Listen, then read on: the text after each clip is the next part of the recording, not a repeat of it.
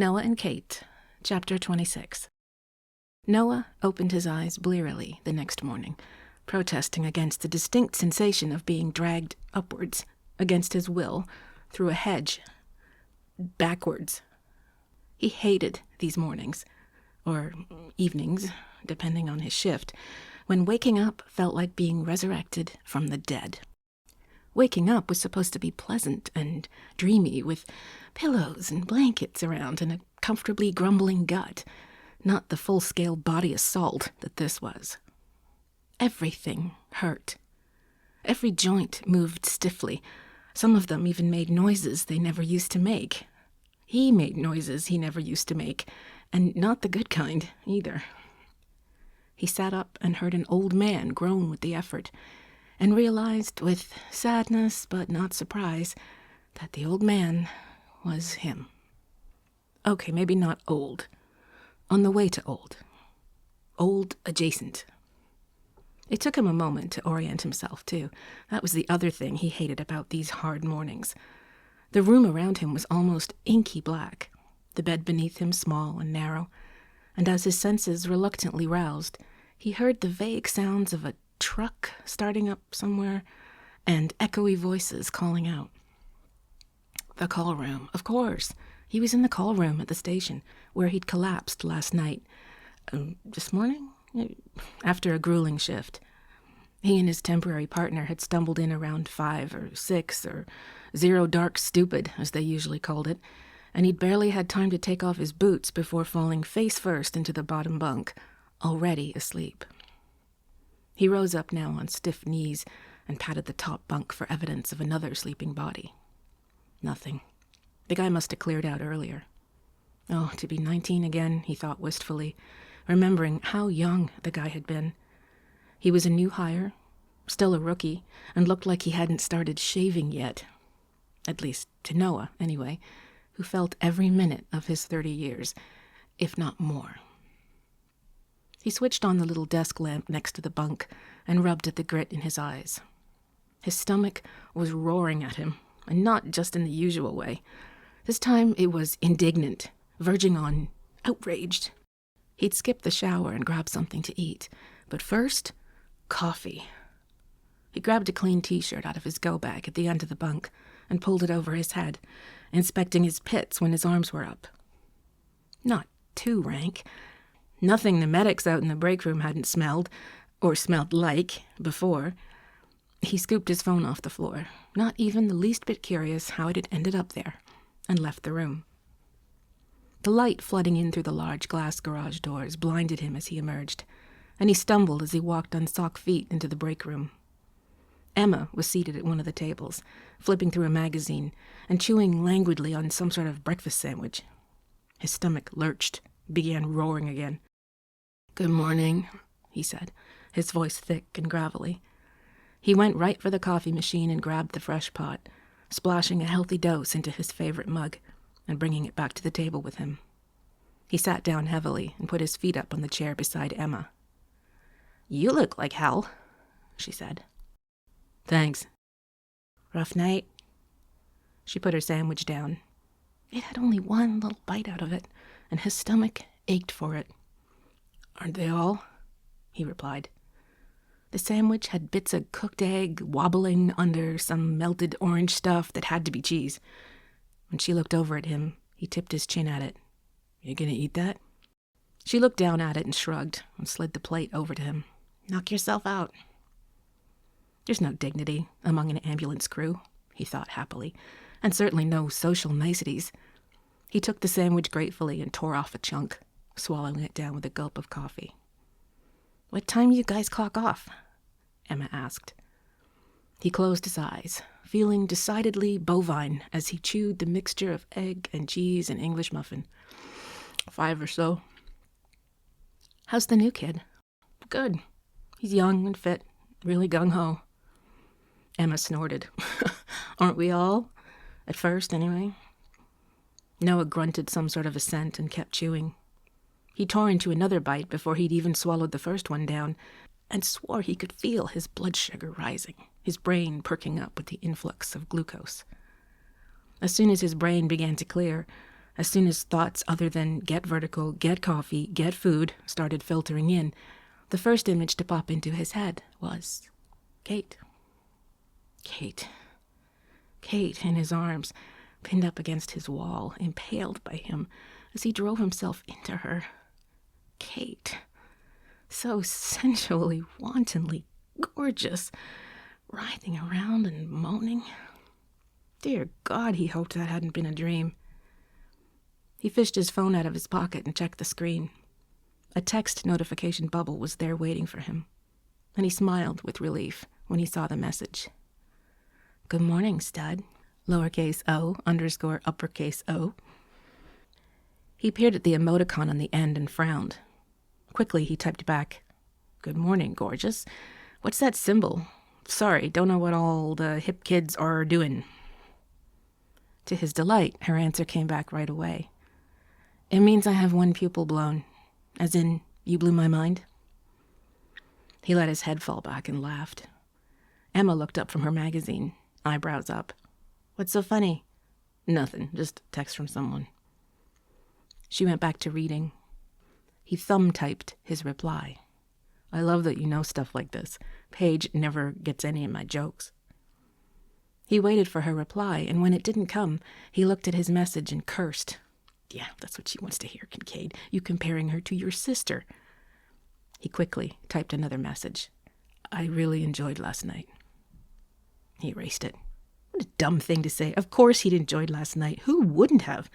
Come on, brain, think. I can't stop thinking about you. Possibly lame, definitely unoriginal, but absolutely true. Still, his newly filled stomach gurgled nervously after it was sent. Was it too much? Was it too lovey-dovey? Normally, he wouldn't have given it a second thought, but what Paige had told him about friends of hers he dated had shocked the hell out of him. Did women really read so much into every tiny gesture or offhand remark? Would Kate? Did it matter if she did? They'd never said they couldn't be affectionate with each other. They were good friends that cared about each other. It wasn't like they couldn't be, well, romantic-ish, right? He waited anxiously for her reply, growing more and more uneasy as the seconds ticked by. Finally, Best Sex Ever award? He laughed again, with an odd mixture of relief and something like disappointment. Not at what she'd said, but more like what she hadn't said, maybe. This was too complicated for his tired brain to unravel. Who are you texting? Emma demanded, a devilish grin on her face. Must be a woman. You're bright red. Never mind. Come on, hand it over. Emma reached across the table for his phone. No, Emma, don't. Let me see, she insisted, and snatched the phone out of his fumbling hands before he could lift it up out of her reach. She sat back and scanned the phone for a few seconds, until the impish smile morphed into an impish jaw drop. Her eyes grew comically wide. Kate? She said. Kate Malone? You're sexting with Kate Malone? It's not... We're not... I mean... He sighed. Just give me back the phone. Come on. She angled away from him as he reached for her. No way. This is too good. Her eyes fell on the screen again, and when she spoke, she emphasized every word. You can't stop thinking about her? Emma, I'm serious. Cut it out. Woohoo! This is epic! Emma laughed. She sobered slightly with a new thought. Does Paige know? Yeah. And she hasn't killed you? Look, it's not what you... So is it serious? I mean, are you still going to Panama and everything? And why didn't you tell me, you big jerk? She swatted him with her magazine. I need to know these things. There's nothing to tell, Noah sighed, wiping his hands over his face. Nothing to... Noah, are you on crack? You and Kate getting together after all these years is major news. We're not together, okay? He said testily, fatigue making him more irritable than he should have been. Not the way you think. We're friends. We're just friends. With benefits, I guess you'd say. Emma flopped back in her chair and stared at him.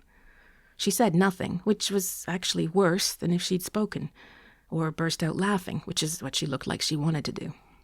As if he wasn't uncomfortable enough already. "What?" he demanded, finishing off the last of the sandwich. He widened his eyes to emphasize the question, his mouth full. "You've got to be kidding." "About what?" "Friends with benefits," she said, as if there were quotes around it. "What, you think this is a rom-com movie or something?" He closed his eyes. Here we go. Emma had lost the gleeful mockery that had brightened up her face. Now she looked stern and judgmental. She did this thing with her eyebrows when she was dealing with belligerent drunks and jackass teenagers, and now she was aiming that eyebrow thing at him. "Do I even need to tell you why this is all kinds of stupid?" "It's not stupid," he protested. "It's very adult, if you ask me." Emma snorted with laughter. "Adult? Holy fuck, this is going to be a train wreck." "No, hold on," he said, wishing he didn't have to have this conversation, but knowing he was sliding into it anyway, helplessly, like he was caught in a mudslide and the foliage he tried to grab hold of on the way down just snapped and bent as he slid by. "Now, nothing," Emma cut him off. "Jesus, Kincaid, you can't honestly believe this is going to end well for either of you." "I don't see why not," he said. "Look, it's not that we don't care about each other. It's just that we want very different things in life. So we're enjoying the moment until life takes us in separate directions." "Until you take you in separate directions, you mean?" Christ, not this again. Lord, deliver him from this never-ending stream of righteously indignant women. "Emma, I don't want to have to explain myself to you, okay? I'm sorry, but it's none of your business." Okay, she said, putting her hands up. "Don't say I didn't warn you." She picked up her magazine again and began flipping through the pages. Quickly. Too quickly. Fatigue began to settle over him like a blanket, and the ache in his knees was getting worse, and all he wanted to do was go back to the call room and sleep for about a year. He should just get up and leave, he thought. Maybe hunt down some ibuprofen and get himself home to his own bed in his own apartment, where no one could berate him for his life choices. Not that he could think of his apartment as any kind of crash pad now, as just a place to nuke burritos and shower and crash until his next shift. Now, every time he walked through the door, he'd think of Kate and what they'd done just inside the doorway, and how she'd made him lose his mind and his ability to stand. Best sex ever award, for sure. And it really had been the best sex ever. He'd never ranked his sexual encounters on any kind of scale before, but yesterday had been by far the most incredible thing he'd ever experienced. Maybe it was the rushed nature of it. Maybe it was the fumbling with clothes, the impromptu choice of the wall. Maybe it was the shock of excitement and pleasure at seeing her take him in her mouth, down there on her knees in front of him, smiling up at him as she teased and tortured him with her pretty lips. All he knew was that he'd become that caveman he'd promised her he could be. He swore he could still feel faint remnants of the pleasure that had drawn his insides into a knot and then rocketed out of him on a delirious explosion of sounds and colors and sensation. It was her.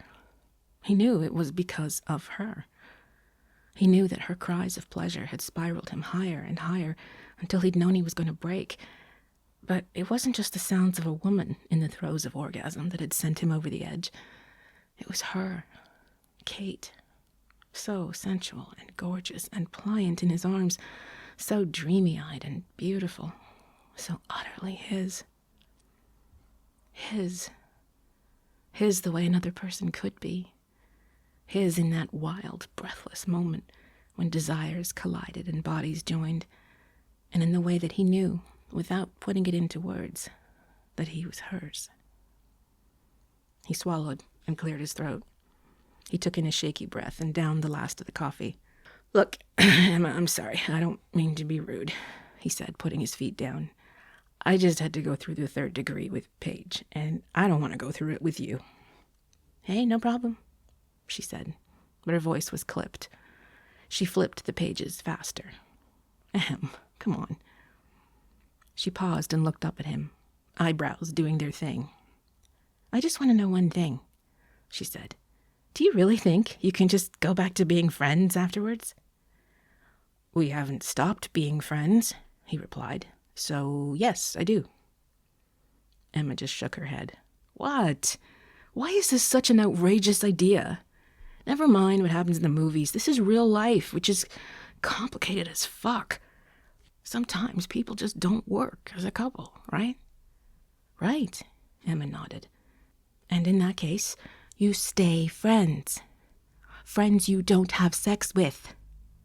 Seriously, of all the women you could have casually hooked up with, why the hell did you go for the one who's been your friend since childhood and who wants anything but a casual hookup? It just sort of happened, he said stupidly. Uh-huh. You just sort of accidentally started sleeping with her. No, of course not. It just it took us both by surprise, I think. But we've talked about it a lot. And we both agree we can make it work. We've nailed it, so to speak. He was trying to cajole a smile out of her, and was rewarded with a reluctant flicker of amusement in her eyes. Okay, well, I guess you would know, stud. The sarcasm on her last word was an inch thick. But I can promise you, it just doesn't work that way. You can have sex with someone you're in love with, or someone you might fall in love with, or even have sex with strangers. But what you can't do, dun dun dun, is have sex with a friend. Why the hell not? That's rhetorical, by the way. I don't really want you to answer. Because it will turn you into one or the other, Emma laughed. Either you'll fall in love, or you'll end up strangers. Noah blinked at her. He sat back and considered her words, as ridiculous as they were.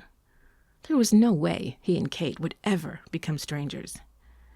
I think you're wrong, he heard himself saying, though he wasn't entirely sure she was. Emma arched an eyebrow at him. Oh, yeah?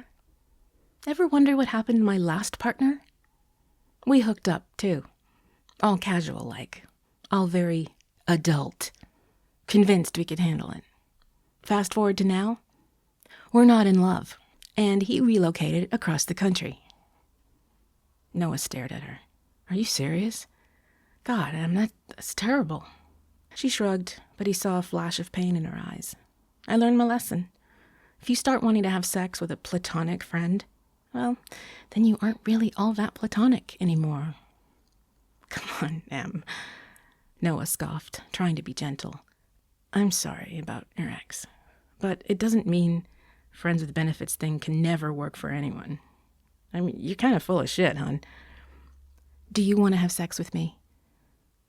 She asked this pointedly, fixing her eyes on him and daring him to answer. He colored and cleared his throat, suddenly feeling like he was sinking into the floor. No, he stammered, looking away from those piercing eyes. Good, she said. I don't want to have sex with you either, because we really are just friends. No sexual chemistry between us at all, right? He sighed, grateful to be off the hook. Right. She went back to her magazine, this time flipping through the pages more slowly. That's all I'm saying. You know damn well there's a huge difference between a friend and a lover, and you and Kate are not just friends. At least not anymore. Well, maybe not right this minute. Emma rolled her eyes. Oh, right. Because of course you can turn it on and off like a switch. Can't stop thinking about her one day, just a friend the next. That'll come in super handy when you fuck off to Panama. Emma, come on. Look, if you guys are into each other, you're into each other. That's cool. But once you cross that line, you can't go back. Like I said, you end up either lovers or strangers. There's no in between. And since you made it clear you're not looking for love, I hope you're okay with the alternative. No. The voice in his head was loud and insistent. No. No, not okay with it. And then another part of his mind, the part that could usually be counted on to rationalize and justify almost any dumbass thing he'd ever wanted to do, piped up. Emma has no idea what she's talking about. Just because it had happened to her didn't mean it was going to happen to him and Kate. Their friendship had survived 10 years of her living in the city, with only occasional visits back to Cedar Lake, and it would continue to thrive even after this. They had Paige in common, they had high school and even childhood memories. A couple of hookups that they were both clearly enjoying wouldn't wreck their friendship. No, just no. He pushed back the chair and stood, feeling every vertebra in his back click in protest. Lifting that last patient this morning had really done a number on him, and even with food and coffee in him, he still felt like a bag of bones. His brain was too tired to keep talking about the state of his non-relationship, and he didn't want to think about the possibility of never speaking to Kate again. "I think you're wrong," he said.